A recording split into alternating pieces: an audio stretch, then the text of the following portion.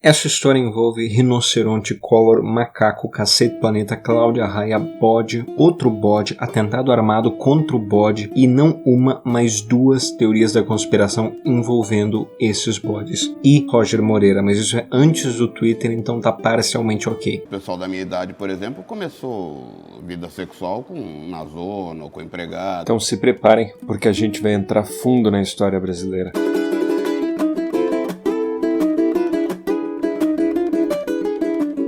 O ano é 1915. Seca no Nordeste. Terra do sol em brasa. E uma família cearense, fugindo da seca, vende o seu bode para uma empresa inglesa de Fortaleza. O bode, por alguma razão, ficou livre pela cidade e virou uma espécie de mascote. O bode se encantou pela cidade. Ele bebia cachaça, levantava saia. E vivia pra lá e pra cá. Por isso, ganhou esse nome. Ioiô. Ele era realmente uma celebridade de Fortaleza. E não é surpresa que em 1922, após sua candidatura a vereador ter sido lançado por um escritor, ele foi quem recebeu a maior quantidade de votos. Mas nem o Ceará, nem o mundo estava pronto para isso. Então, o segundo mais votado assumiu. Tá certo, a gente precisa entender que as eleições naquele tempo, ao contrário do que é hoje... É muito fácil, tu pega a máquina aqui e ó... A gente escrevia no papel o nome do candidato. Então, mesmo o candidato não registrado, a gente podia votar no cara. É claro que o voto era, tecnicamente, um voto nulo. Chegamos em 1954. Pusera termo à vida o presidente Vargas.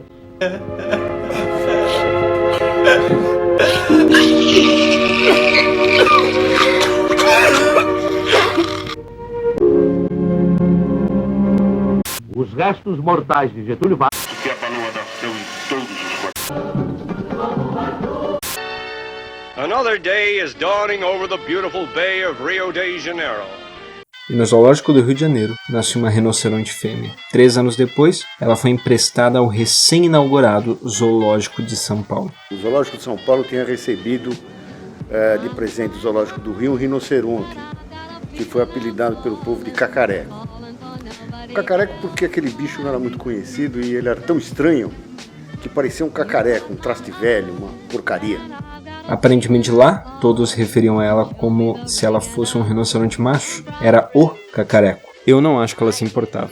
A população paulistana estava bem curiosa com esse bicho. O próprio governador, o Jânio Quadros, disse: o povo só não o recebe de braços abertos por motivos óbvios. Foi então que numa mesa de bar, onde surgem as melhores ideias, que uns jornalistas decidiram encabeçar a candidatura do rinoceronte cacareco para vereador de São Paulo. E esse foi o estopim. Gráficas passaram a imprimir santinhos do cacareco, tirando do próprio bolso para pagar. Muros foram pichados e ele até foi divulgado nos programas de debate da época. Ainda por cima, tinha uma quadrilha. Cansados de tanto sofrer e de levar peteleco, vamos agora responder, votando no cacareco.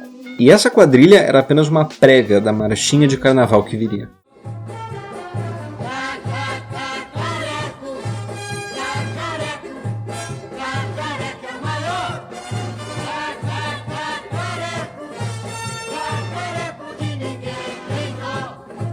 Eu encontrei o cacareco tomando chopp com salsicha e rabanada. Mas lá no bloco da Vitória ele gritava: aqui Gerarda, aqui Gerarda. O resultado foram quase 100 mil votos. O ano é de 1963. Eu disse 1963. Não é a hora de vocês ainda. Chega ao Zoológico do Rio um pequeno chimpanzé, que seria batizado de Tião. Mas ele foi tirado dos pais pequeno. Vivia solto aqui pelo zoológico. E foi o comportamento desse chimpanzé enquanto ele crescia e começou a lhe dar fama. Um macaco muito mimado. Foi mais criado com a pessoa humana do que os próprios primatas, que seriam os pais dele. Só que ele foi muito humanizado com isso, né? Dia do aniversário dele, dia 20 de janeiro, o zoológico lotava. Vinha gente de outros estados. Macatião, vim de Belo Horizonte, vim de São Paulo te ver para participar da sua festa. E as crianças participavam mesmo. Tinha aquele ritual de cantar parabéns para você e ele parecia uma estrela. O Macaco Tião só não falava, mas os gestos dele, você entendia o que ele queria. Ele sabia que ele era a estrela. Ele tinha essa consciência. E claro que em 64 os militares tomaram o poder, mas pro Tião não importava quem era a autoridade. O prefeito Marcelo Alencar, putz, quantas vezes ele vinha aqui e saía sujo de fezes e rindo. Ele adorava o Tião, e o Tião odiava ele.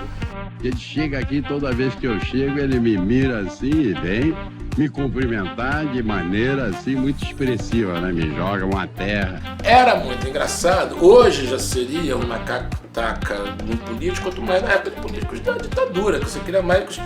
Então ele, de uma certa forma, tinha esse...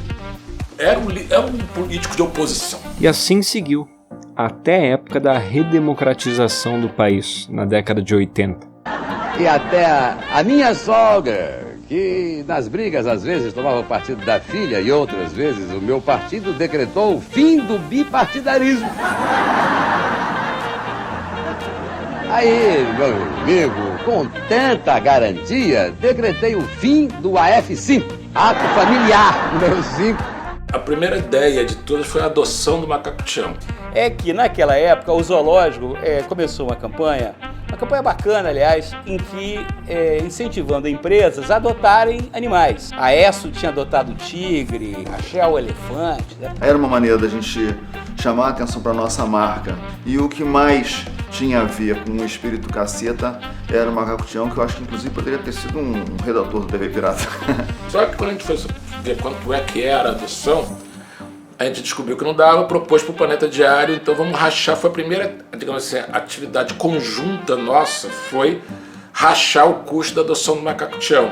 E mesmo rachando, ele era nosso funcionário mais bem pago. O salário mais caro que a gente tem, mas eu acho que vale a pena porque pode ser pago em banana. E nessa época da redemocratização do Brasil, as eleições de 89 tinham o Dream Team da política brasileira. Minha gente, só um grande homem pode ser um bom político. E o Collor é um grande homem. Ele é um homem bem nascido, que não precisa do dinheiro do povo. Desequilibrado. Não tem coragem de defender desequilibrado. Não tem coragem de defender seus chefes. É uma pena que é um desequilibrado. Passou 15 anos no estrangeiro, não aprendeu nada. Cambalacho. Quem faz cambalacho é cambalacheiro. Eu acho que é importante o telespectador saber por que o Maluf é competente. Ele é competente porque compete muito bem. Chegou aquele que a gente queria para o Brasil governar. Porque a maior dificuldade minha é que o meu nome não aparece na cédula. A eleição de 89 teve um caráter de desabafo. Era a coroação da redemocratização. Adotamos o Macaco Tião, né? Placa lá, pagávamos todo mês, e de vez em quando ia visitar o Macaco Tião. Era um orgulho, levei meus filhos para conhecer. Era isso, então a gente estava com o macaco lá. O macaco já estava pago. Porque sabe como é que é? Político, né? Político você sempre tem que ter comprado. Os candidatos estavam muito desacreditados, os políticos estavam muito desacreditados. Na verdade, a gente sempre foi meio ligado em política e na época, aliás, como em todas as épocas, né, os candidatos eram tristes no Rio de Janeiro e tinha a história do Macaco Tião, que era uma figura, né, do Rio, era o herói do zoológico e jogava merda nas autoridades, coisa que a gente também gostava de fazer. Temos que ter um candidato para a Prefeitura do Rio de Janeiro e examinamos os candidatos, cada um, o perfil, e chegamos à conclusão que nenhum servia. Então começamos a analisar qual o perfil que teria que ter um candidato ideal para o Rio de Janeiro e chegamos à conclusão, através dessa pesquisa, que o melhor era o Macaco Tião.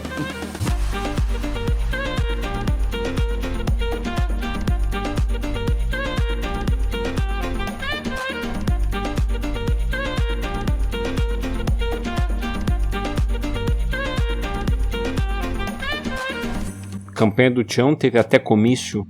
Caraca, o negócio bombou. Porra, no circo não cabia mais gente. Gente pra caralho no circo.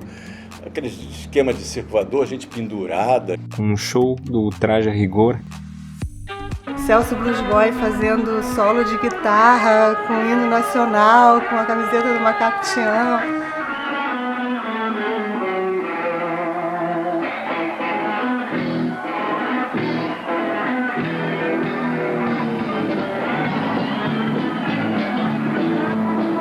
participei, claro, no deboche, mas era um deboche que tinha um alvo, né? E claro, foi um sucesso. Como já tinha aquela coisa de cobertura de eleição, em uma cacetada de cidade, o primeiro voto aberto, eu me lembro quando a Globo começou a contagem dos votos, o primeiro foi no Sul, Paraná, não sei se era Londrina, negócio. Primeiro voto aberto foi pro Macaco Tião, cara. Então, como assim, cara, Macaco Tião, é engraçado porque... O Paraná já tem até o momento 64 prefeitos eleitos. Uma surpresa na eleição de Antônio Olinto, município aqui próximo de Curitiba. Apenas um candidato concorreu à prefeitura, mas por pouco ele não perde a eleição. Jorge Traem, que já foi prefeito da cidade, concorria pela coligação PTB-PMDB. A vitória já era certa, mas na hora de abrir as urnas, uma surpresa. O grande número de votos nulos e brancos. À medida que os votos eram contados, crescia a diferença contra o candidato, que não conseguiu esconder a preocupação. Ele teve 400 mil votos, 10%, eu acho um caô do cacete, porque ninguém contou. Quem contou, cara? Ninguém contou.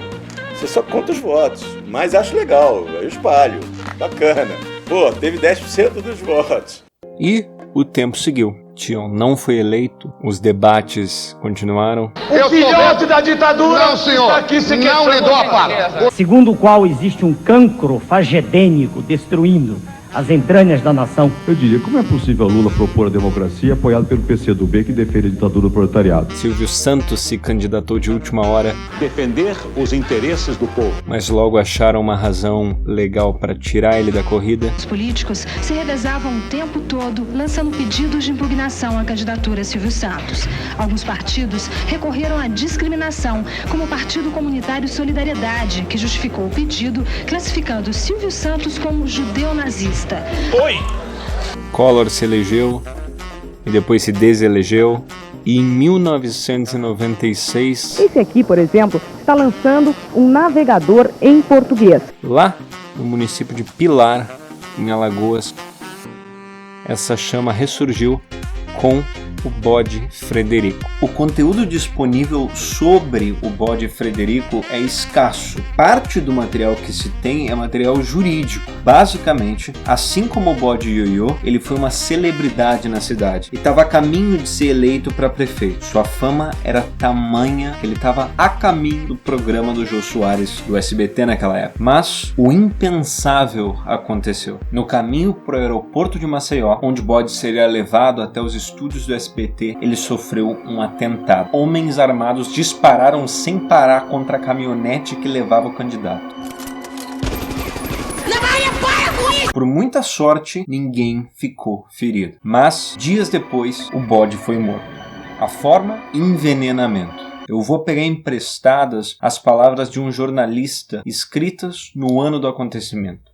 Ele terminou por constituir séria ameaça aos outros candidatos à prefeitura da cidade de Pilar. Primeiramente, por ser um candidato quase imbatível, querido dos eleitores e das crianças. Porque ele não abraçava os pobres, não prometia empregos, não distribuía dinheiro nem cestas básicas. Sem discursos nem marchinhas, sem perturbar o horário da novela da televisão. E sua grande virtude era ser calado. Era não fazer discursos, não falar de minha gente, meu povo, meus eleitores. Deixava certeza absoluta de que não iria abocanhar nenhum tostão do erário público, não empregaria parentes e, sobretudo, não necessitaria de assessores. Seus munícipes não seriam incomodados com cobranças descabidas, aumento de impostos, honraria e respeitaria o povo sofrido de sua terra.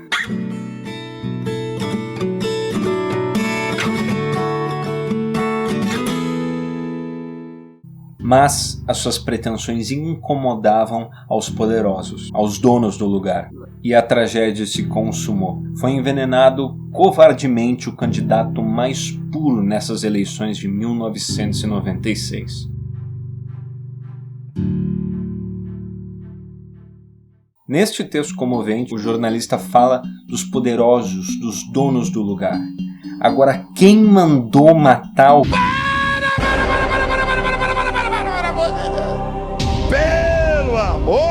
Antes de falarmos disso, temos que falar da primeira teoria da conspiração, que envolve o bode ioiô, que a gente falou lá no início do vídeo. Quando o bode faleceu, ele foi empalhado, colocado em exposição no Museu de Fortaleza. Afinal, ele é um dos grandes nomes da história da cidade, mas o rabo dele foi roubado. Será que alguém ia conseguir sair daqui do museu com um rabo escondido?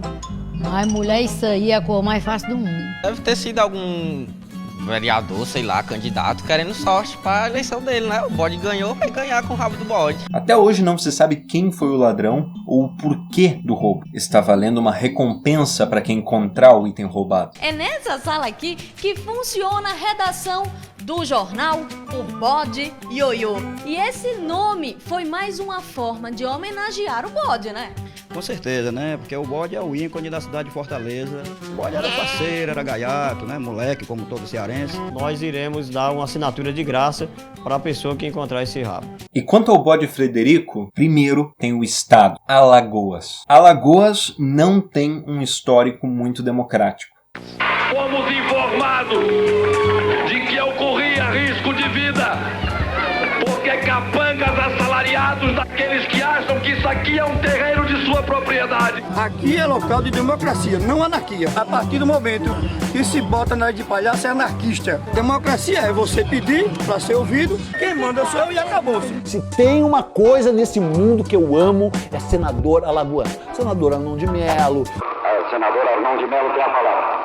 Senhor presidente, permita Vossa Excelência que eu faça o meu discurso olhando da direção do senhor senador Silvestre Péricles de Góes Monteiro, que ameaçou-me de me matar hoje, ao começar hoje o meu discurso.